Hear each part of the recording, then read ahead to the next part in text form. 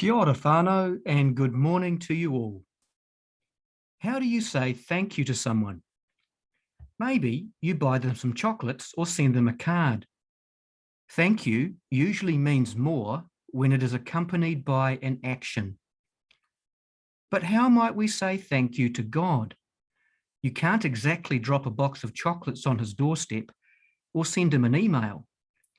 Well, one way people in the Bible used to say thank you to God was by making sure they never forgot what God did for them.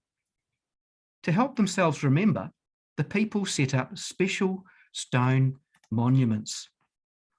Sometimes these stone monuments were large, standalone rocks. In other times, the memorials were a big pile of stones.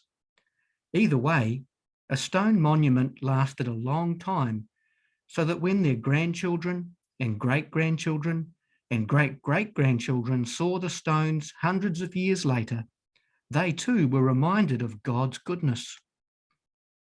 In the Old Testament, the prophet Samuel set up a memorial stone, which he called Ebenezer. This was his way of reminding the people to say thank you.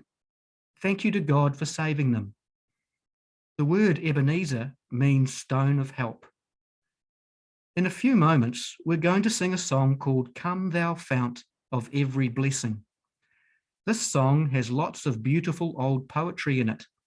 The song is about remembering how God has helped us and saying thank you to him. The second verse of this song says, "Here I raise my Ebenezer." To raise an Ebenezer means to do something to thank God for his help. After today's service, you could raise an Ebenezer to thank God for the ways he has helped you lately. Kids, I bet there are lots and lots of things we can thank God for. Food, a warm bed, our family, Jacinda and Ashley's 1 o'clock updates, being able to return to school last Thursday, and that's just for starters. You could raise an Ebenezer by building your own pile of rocks, with each rock standing for something you are thankful for. See how high you can get your pile of stones. As you can see, I've written the word love on the top stone. God helps us because he loves us.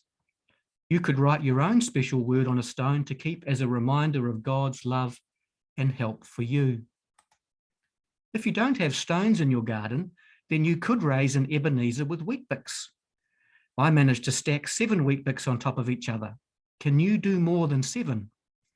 Or if you don't have Weet-Bix, maybe you could make a tower of cans and then give the cans to our local food bank at the Tawa Salvation Army. Giving to people in need is a great way of saying thank you to God.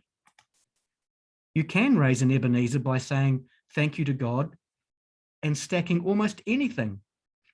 Although I wouldn't recommend making a monument of almonds. They are harder to balance than M&Ms and a bit too tempting to eat. Let's raise an Ebenezer of thanks now by singing, Come Thou Fount of Every Blessing.